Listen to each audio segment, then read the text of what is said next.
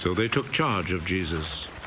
He went out carrying his cross and came to the place of the skull, as it is called. In Hebrew it is called Golgotha.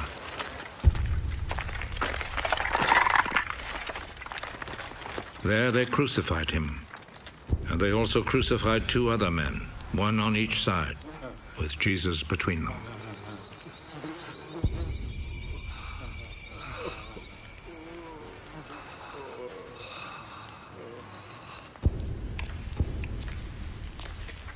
Pilate wrote a notice and had it put on the cross.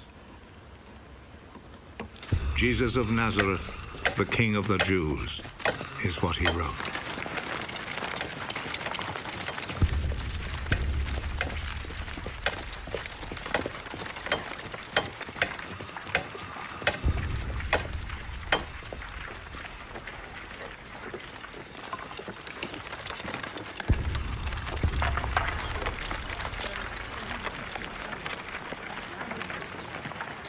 Many people read it because the place where Jesus was crucified was not far from the city.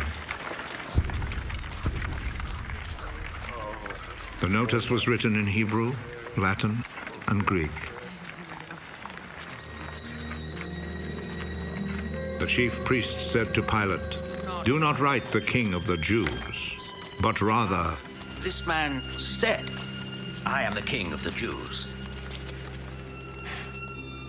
What I have written stays written.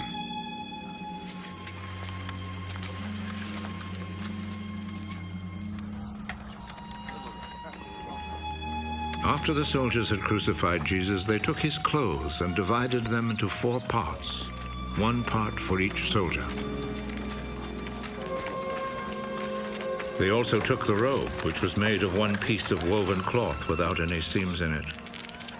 The soldiers said to one another, "Let's not tear it. Let's throw dice to see who will get it."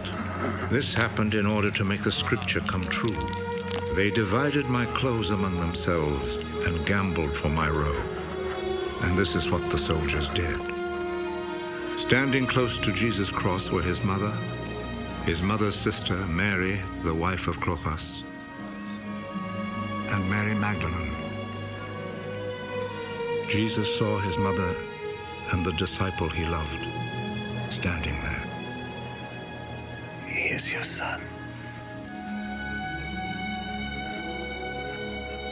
Then he said to the disciple, "She is your mother." From that time, the disciple took her to live in his home. Jesus knew that by now everything had been completed. And in order to make the scripture come true, he said,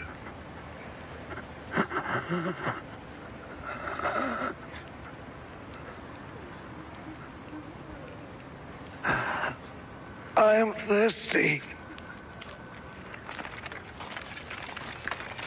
A bowl was there, full of cheap wine. So a sponge was soaked in the wine, put on a stalk of hyssop, and lifted up to his lips.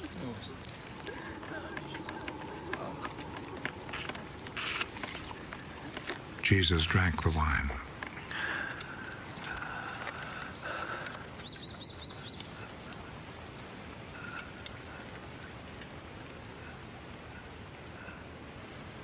"It is finished." Then he bowed his head and gave up his spirit.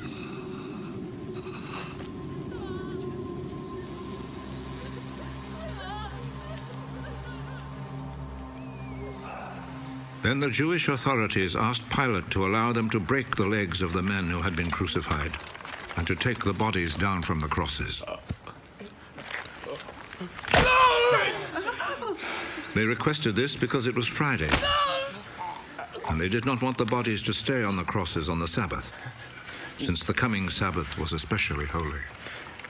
So the soldiers went and broke the legs of the first man, and then of the other man who had been crucified with Jesus.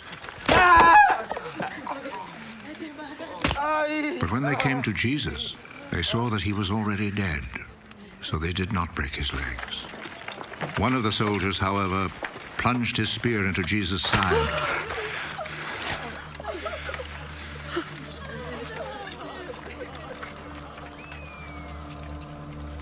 And at once, blood and water poured out.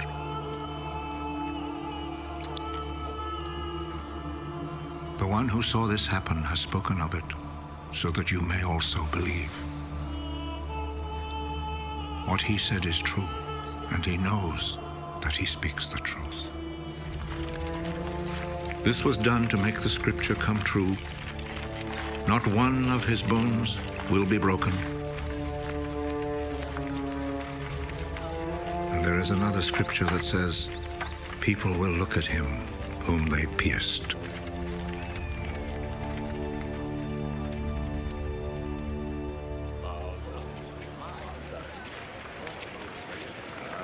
After this, Joseph, who was from the town of Arimathea, asked Pilate if he could take Jesus' body. Joseph was a follower of Jesus, but in secret because he was afraid of the Jewish authorities. Pilate told him he could have the body, so Joseph went and took it away. Nicodemus, who at first had gone to see Jesus at night, went with Joseph, taking with him about 100 pounds of spices, a mixture of myrrh and aloes. The two men took Jesus' body and wrapped it in linen cloths with the spices, according to the Jewish custom of preparing a body for burial.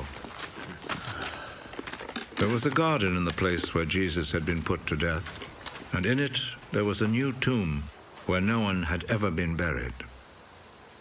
Since it was the day before the Sabbath, and because the tomb was close by, they placed Jesus' body there.